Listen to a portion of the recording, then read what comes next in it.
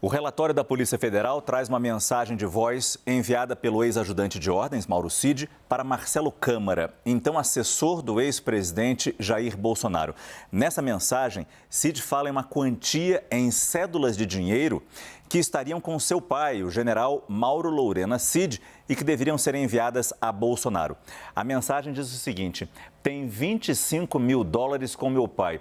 Eu estava vendo o que era melhor fazer com esse dinheiro. Levar em cash. Cash significa dinheiro vivo, em espécie, aí.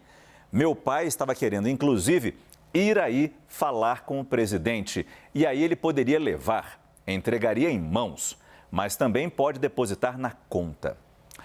Eu acho que quanto menos movimentação em conta, melhor, né?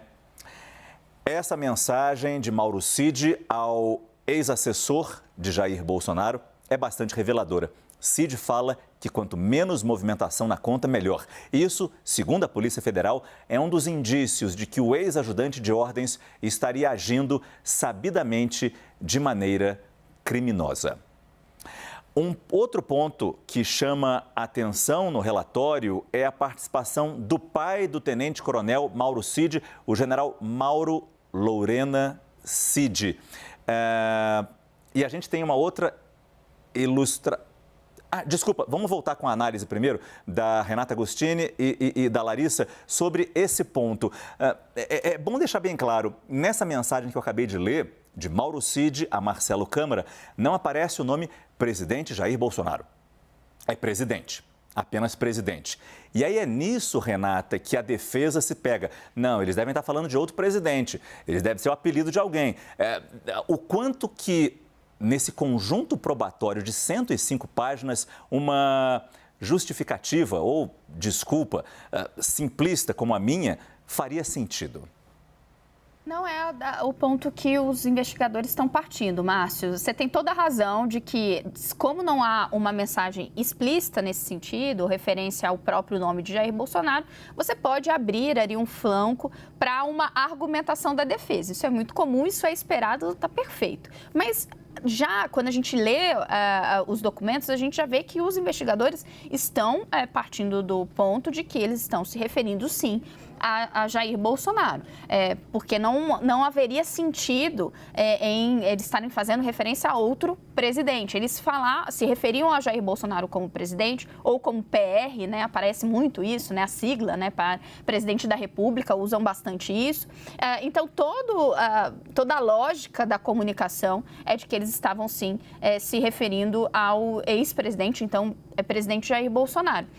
Se a gente vai ver a defesa se equilibrar usando essas pequenas tecnicalidades, vai ser interessante a gente avaliar quando essa explicação chegar, né? Porque até agora é um silêncio enorme por parte do entorno e do time jurídico de Jair Bolsonaro.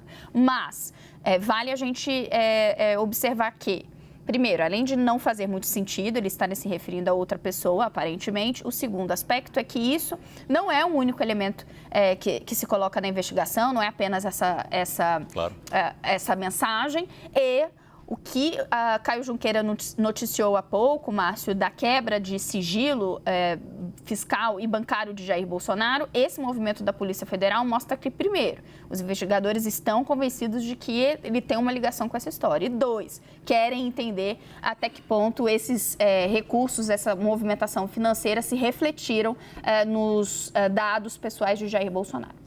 Mas Larissa, como a própria Renata coloca sobre o silêncio da defesa de Jair Bolsonaro, é um silêncio ensurdecedor nesse momento em que as provas parecem tão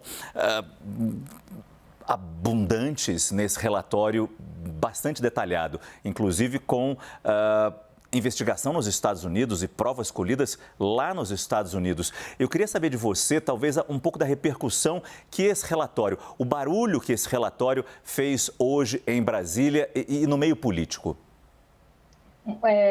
provas robustas, né? Eu escutei muito esse termo hoje, esse adjetivo por parte de pessoas ligadas à oposição, como também pessoas próximas a Jair Bolsonaro, o que até explicaria, em parte, esse silêncio. Eu até ouvi também de algumas fontes da Polícia Federal, Márcio, de que a Polícia Federal esperou ter essas provas robustas, tanto que a decisão que sai ali do ministro Alexandre de Moraes é de 105 páginas, com muitos prints de conversas. Então, se esperou até mais do que o normal, me informaram, para poder colocar na rua essa operação e divulgar esses dados, né, em especial essa decisão que depois acaba caindo do sigilo, para que não houvesse tantas dúvidas, para que se chegasse com algo muito completo. E aí isso poderia, segundo com quem eu conversei, estar gerando até esse silêncio por parte da defesa e de pessoas ligadas a Bolsonaro. Porque também agora a defesa teria sido pega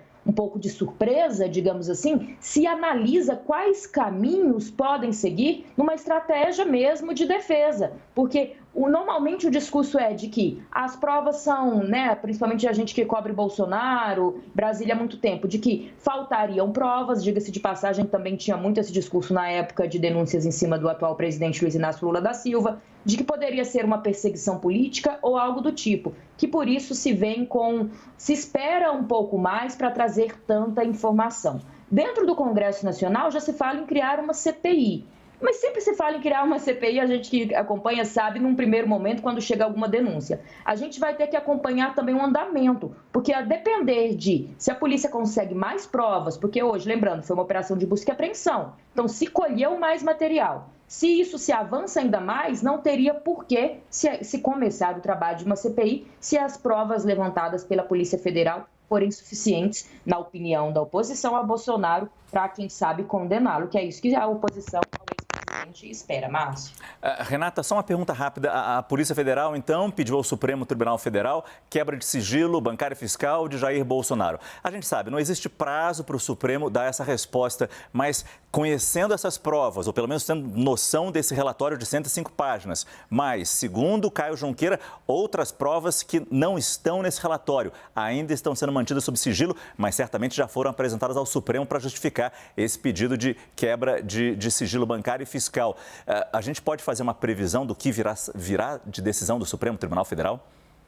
Márcio, se a gente contar que as indicações que foram dadas, né, inclusive a Caio Junqueira, de que essa investigação ela já se encontra num estágio mais avançado, portanto, Polícia Federal com uma certeza de que esse é um passo seguro a se dar nesse momento, né? Podemos imaginar que a Polícia Federal teria um cuidado a mais em se tratando de um ex-presidente da República. Diante disso, que inclusive Caio Junqueira nos trouxe de bastidor, né, de que há informações que a gente ainda não tem visibilidade, e aí considerando que o que a gente já sabe é bastante, para usar o termo de Larissa, robusto, né, termo que ela usou, que ela ouviu bastante ao longo do dia, então a gente pode imaginar que sim, que esse será um novo passo da investigação autorizado. Agora, se eventualmente estivermos diante de um revés, então o entendimento do Supremo Tribunal Federal é que não cabe atender esse pedido da Polícia Federal, isso também vai ser um indicativo